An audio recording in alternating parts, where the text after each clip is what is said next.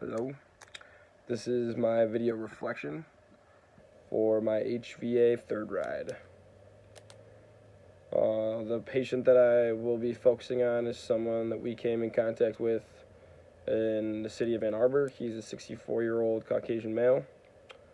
The reason for our care was that he was involved in a motor vehicle accident, and much to our surprise, he didn't have any traumatic trauma-induced injuries, couple lacerations or bruising to like his chin area. He is ANO times 4, completely coherent.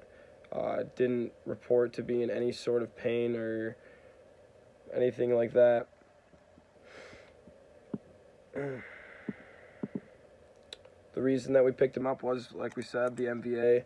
While it occurred, or during the MVA, what was reported by the patient was that he was driving and lost consciousness and blacked out, and then regained consciousness. He doesn't know how much time that he was out, but he regained it while crossing over an intersection, hitting a curb and bouncing over a little median area and hitting a car at about 25 to 30 miles per hour.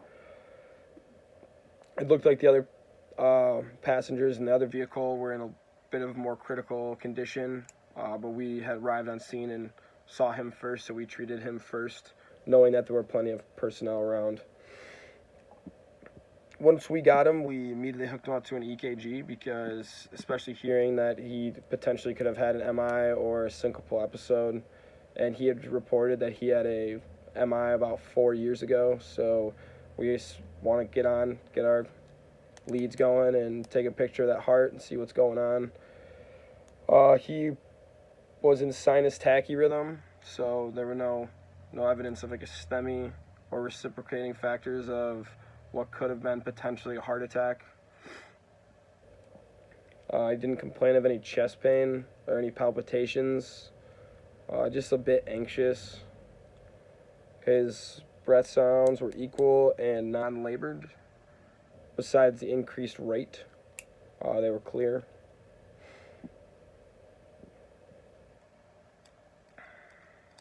So our biggest concern with this patient when we picked him up was the reason for the accident, the syncopal episode that occurred. So we want to make sure that we're just monitoring his heart, because that's the biggest thing. He has a ICD in place, which is a cardiac monitor that can pace the heart.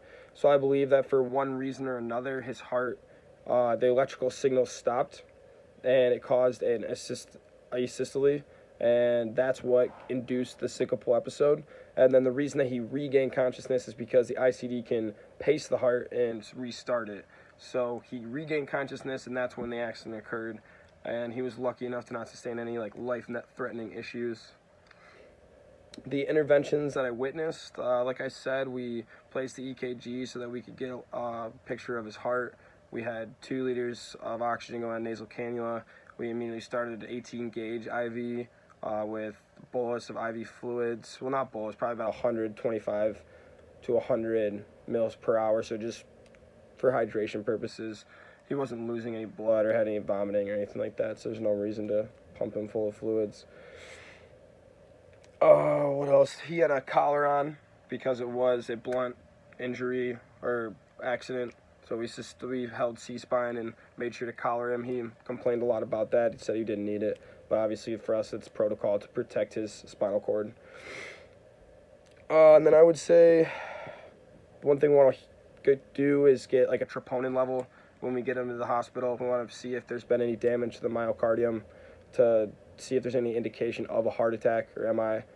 And then how did the different teams work together to help the patient? When we arrived on scene, the police were there, and they kind of directed us toward the different victims of the accident where they had separated them, and that allowed us to kind of single out who we were going to take care of and go to first. And then one thing that I looked at was a study done by the U.S. National Library of Medicine.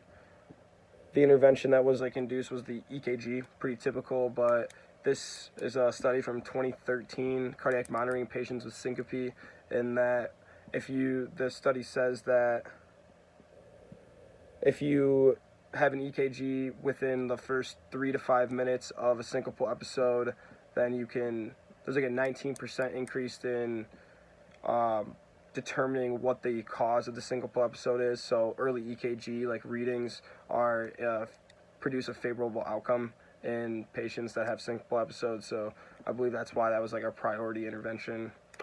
And that is all for my video reflection. Thank you.